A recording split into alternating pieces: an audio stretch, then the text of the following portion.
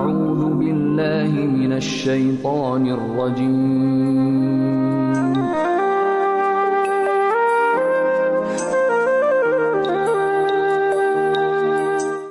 أعوذ بالله من الشيطان الرجيم بسم الله الرحمن الرحيم الحمد لله والصلاة والسلام على رسول الله Muhtaram aziz qardaşlarım, Assalamu alaykum wa rahmatullahi wa barakatuh.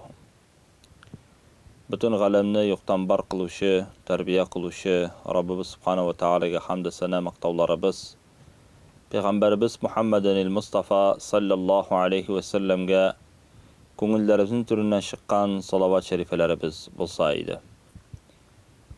Muhtaram aziz qardaşlarım, biz o'zimizning tafsir darslarimizni davom etamiz. Bugun biz sizning bilan Inshirah, ya'ni Ochmoq surasini o'rganamiz. Bismillahirrahmanirrahim. Alam nashrah laka sadrak wa wada'na 'anka wizrak alladhi anqadha dhahrak ورفعنا لك ذكرك فإن مع العسر يسرا إن مع العسر يسرا فإذا فرغت فانصب وإلى ربك فارغب. Inshirah surasi 8 oyatdan turadi.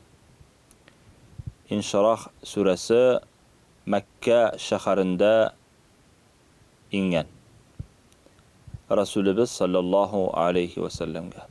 Bu sura bek zo'r voqea bilan bog'liq. Ol Muhammad sallallohu alayhi va sallamning ko'kragin oshu turunda so'z bara.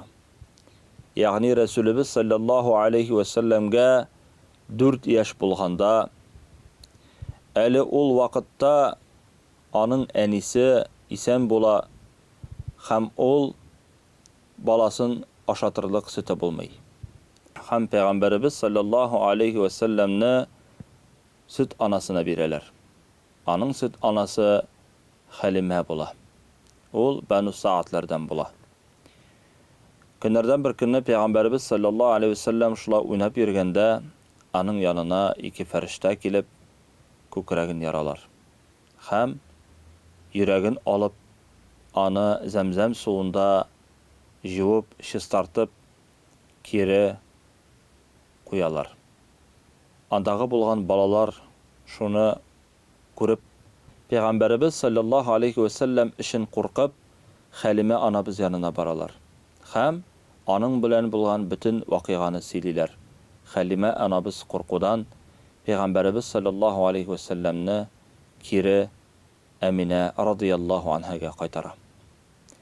Mana şu voqea turunda Allah subhanahu wa ta'ala şu surada bizga bayon qila, bizga anglata, Peygamberimiz sallallahu aleyhi ve sellem bilan bo'lgan voqealarni.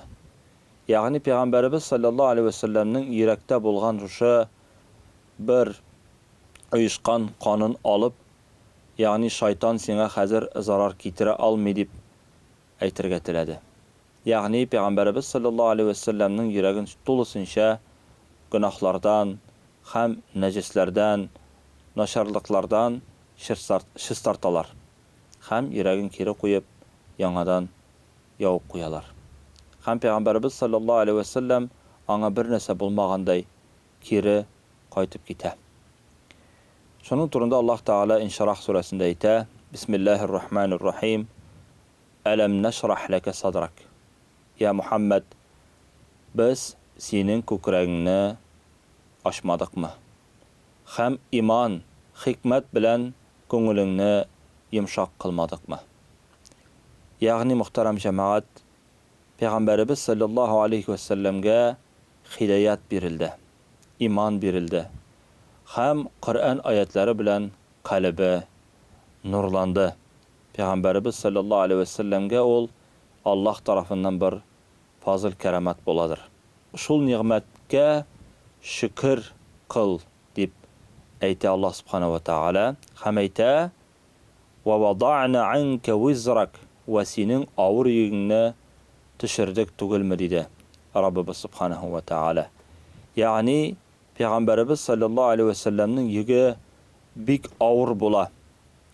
Yani dağvat yolu, peygamberlik yolu bik ağır yük bulup turadır edi. Hem Peygamberimiz sallallahu aleyhi ve sellem qorqqan yaki qaygırgan halda yürgen şaklarda bula. Nişi gitip men bu yükni ko'tarirman mekan deb. Allah subhanahu wa ta'ala şu anın yanında yürgen imansız bendelerge müracaat etip aytaydi. Siz Muhammed aleyhisselamga bir nindi zarar keltira olmaysiz. Peygamberimiz sallallahu aleyhi ve sellemge de aytdi: "Ey Muhammed, alar sana bir nindi zarar keltira olmaylar. Alar elbette imansız idiler." Haminde mana bu ayette zor yük ol Peygamberimiz sallallahu aleyhi ve sellem'nin aytırga kerak günahsı yoki aning xatolari turunda so'z bormidir. Belki Peygamberimiz sallallahu aleyhi ve sellem ol günahlardan, xatolardan yiroq edi. Munda so'z bora Peygamberimiz sallallahu aleyhi ve sellem'nin zor ishi peygamberlik ham da'vat ishi turunda. Ham mana shu ishni biz senga yengillaydik dedi. Qalbingni sharafatli qildik dedi. Senga Qur'on indirdik dedi Rabbimiz subhanahu wa ta'ala. Ham ne kadar senin qavming seni yalg'onga chiqarsalar da biz seni üstün qildik, seni o'zingni qoldirmadik dedi. Aytirga kerak. Allah subhanahu wa ta'ala ayta: "Allazi anqada zahrak" degan yerda, yani ol ağırlık arqalaringni ağırttıra edi tugilme. Yani Peygamberimiz sallallahu aleyhi ve sellem'nin bu işi şundan da üske bir zor ağır aybir qo'ygan şekillik ana bu yükni alıp barıga şiten edi. Misal üçün munafiqlar bilen bulgan galametler, alar bilen iş etüde, alarning itaattsizligi, alarning Peygamberimiz sallallahu aleyhi ve sellem'ge yalgan silevlere. Şoy aytırga kerak, Peygamberimizge Allah subhanahu wa ta'ala Kur'an-ı Kerim'ni indirip, şuşu işni jingileytti, şuşu zor yükni Allah subhanahu wa ta'ala andan aldı. Da'vat yolun hem peygamberlik yolun Allah Teala jingileytti. Aldağı ayette Allah subhanahu wa ta'ala ayta: "Ve rafa'na laka zikrak." Allahu Ekber deb aytırga kerak bu ayetni işitkende. Çünkü Allah subhanahu wa ta'ala bu ayette ayta ham sening ismingni kishilar arasında maqtavlı zikr bilen derecege ko'tardik tugilme. Yani Allah subhanahu wa ta'ala Peygamberimiz sallallahu aleyhi ve sellem'nin derecesin ulu kökler derecesine kadar ko'tara. Yani o'zining ismi yanında Allah Teala Peygamberimiz sallallahu aleyhi ve sellem'nin ismin qo'ydi. Peygamberimiz sallallahu aleyhi ve sellem kunlardan bir kunni aytdi: "Atani Cibril faqala ya Muhammed." Yanıma Cibril aleyhisselam keldi. Ham aytdi: "Ya Muhammed, inna rabbaka yaqra'u aleyhisselam." Derslikte senin Rabbin sana selam eriştiredir. Ve yaqul: "Atadri kayfa rafa'tu zikrak?" Ham aytadir Rabbin sana bilasingmi nishi gitip Allah Teala senin zikringni, senin ismingni ko'tardi. Faqultu Allahu Teala a'lam. Men javob edib aytdim: Allah Teala biluvchiroq. Faqal: "Yaqulu rabbak." Aytdi Jibril aleyhisselam, aytdi sening Rabbing dedi: "İza zukirtu zukirta ma'i." Agar da seni meni esga tushirsalar, seni menim bilan birga esga tushiralar. Bu hadisni Tabari ham Ibn Abi Hatim rivoyat qiladi.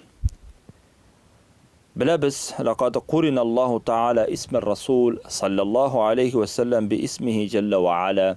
Allah Ta'ala Peygamber sallallahu aleyhi ve sellem'nin ismin o'zining ismi bilan beyledi. Ham aytirga kerak shahadat kalimalarında. Eşhedü en la ilahe illallah deb aytamiz. Allah Ta'ala'nın birligine, barlığına ishonib, guvohlik beramiz. Shundan so'ng bizning imonimiz iman bo'lmay. Biz musulmon bo'lib da sanalmaymiz agarda ashhadu anna Muhammadan Rasulullah deb aytmasak. Men guvohlik beram, shahadat beramindir. Muhammad sallallahu aleyhi ve sellem onun haq elchisi ham rasuli deb aytmasak. Azon vaqtida Peygamberimiz sallallahu aleyhi ve sellem'nin ismini har vaqtda yangiratamiz. Allah Ta'ala'nın ismi bilan birlikda. Qomat vaqtida yoki xutba vaqtida yoki at-tahiyat o'qiganda da Peygamberimiz sallallahu aleyhi ve sellem har vaqtda da Allah subhanahu ve Ta'ala'nın ismi bilan birlikda bora. Davom etib aytasim kela. İbn Abbas radıyallahu anhu ayta, Allah subhanahu ve Ta'ala şul qadar Peygamberimiz sallallahu aleyhi ve sellem'nin derecesini ko'targan ki, hatta onun ömrü bilan, onun hayatı bilan Qur'oni Karimda ant etib aytdi. Ham bir peygamber bilan da alay ant etib aytmadi. Ham aytdi: "Wa la'amruka innahum lafi sakratihim ya'mahun." Manda Allah Taala Peygamberimiz sallallahu aleyhi ve sellem'nin ömrü bilan ant etdi. Senin ömrün bilan ant etamindir. Dürüstlükte alar adaşuda ham isriklikte deb aytdi. Manda Peygamberimiz sallallahu aleyhi ve sellem'nin ömrü turunda Allah Taala esga tushirib ketdi. Ham endi bilganimizcha Qur'oni Karimda Allah subhanahu ve Taala bir necha yerdagina Muhammad degan ismni esga tushiradi. Bu isimlar muhtaram jamoat faqat Peygamber sallallahu aleyhi ve sellem'nin peygamber ekanligini isbotlovchi oyatlar. Lekin agar da biz qarab ketsak oyatlarda Allah subhanahu ve Taala shul qadar zo'r ikrom ham hurmat ko'rsatgan bizning peygamberimizga, ol hatto anga Muhammad deb dashmi. Ya'ni boshqa peygamberlarga Allah Taala ey İbrahim, ey Nuh yoki ey Musa deb dasha. Lekin Rasulimiz Muhammad sallallahu aleyhi ve sellem'ge Allah Taala ya eyyuhar rasul, ey peygamber, ey rasul, ya eyyuhan nebi, yani ey nebi, ey peygamber deb dasha. Yoki ya eyyuhal muzammil, ey shurnalgan. Yani bir qaydada siz tabalmasız Qur'oni Karimda Allah Taala qoyadasha ey Muhammad deb. Amma Qur'oni Karimda 4 yerdagina Muhammad degan so'z kela. Ulda bo'lsa Peygamberimiz sallallahu aleyhi ve sellem'nin peygamberligine isbotlovchi oyatlardir. Davom etib aytadi Allah subhanahu ve Taala fa inna ma'al usri yusra, inna ma'al usri yusra dedi. Yani derslikte ağırlıktan sonra faydalı jingillik tabıla. Yani birer ağırlık kildiyken onun ortunda jingillik kile shiksiz. Hamda Allah Taala tağın ayta inna ma'al usri yusra, şunu isbatlab ham ma'nani kuchaytib ayta, derslikte ağırlıktan sonra jingillik kelashak dedi. Yani bilamiz turmushda bek ko'pgina ağır hallar bo'la, bizning de sınavlar bo'la, lekin bu sınavlar, bu ağırlıklar mengi tugil, doimiy tugil. Qachon bo'lsa da Allah Taala jingilligin jibara. Baribir Allah Taala jingillik jibarib bizni bu ağırlıktan qutqarashaq. Bir qachonda qo'l siltab, mendan bo'lmaydi, bir narsa ishlay olmayman deb aytirga yaramay. Chunki Allah Taolaning va'dasi bor. Inna ma'al usri yusra. Derslikda ağırlıktan so'ng jingillik ketadi dedi.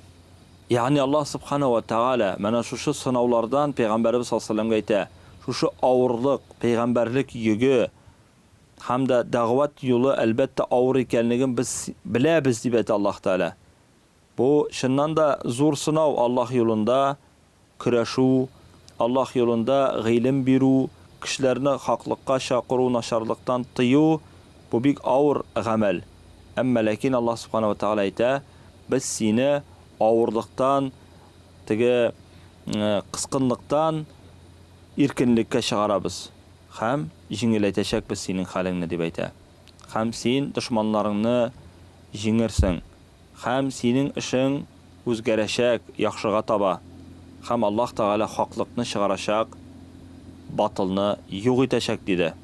Вәгъдәсен үтәячәк, ярдәмен җибәрәчәк һәм динен бөтен галәмгә таратачак диде.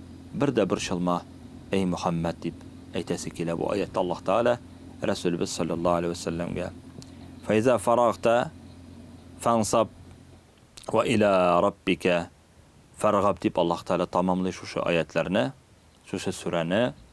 Һәм әйтә Аллаһ Тааля, бер хәерле эштән бушасаң, икенче хәерле эшне эшләргә тырыш. Һәм Раббыңның рәхмәтенә кызык, Раббыңа таба ашык, һәм һәр вакыт ул риза булачак хәерле эшләр белән генә мәшгуль бул ди Аллаһ Субханаһу ва Тааля. Ягъни әгәр дә син, монда кайбер тәфсирләрдә язалар, әгәр дә син дәгъват эшеннән туктасаң, син гыйбадәтеңне көчәйт, күбәйт Аллаһ Субханаһу ва Таалагә. Һәм бу синең әйтергә кирәк максатың булсын Аллаһ Тааляның ризалыгына ирешү һәм күп итеп гыйбадәт кылу. Әмма син шуннан соң Аллаһ Субханаһу ва Тааляның ахиратына ашык, Аллаһ Тааля риза булган хәерле эшләр белән мәшгуль бул дип Аллаһ Тааля тамамлый шушы сүрәне. Аллаһ Тааля шул сөйләгәннәр белән гамәл кылырга язсын, мөхтәрәм газиз кардәшләрем. Киләсе очрашуларга кадәр. Ассаламу алейкум ва рахматуллаһи ва баракатуһу.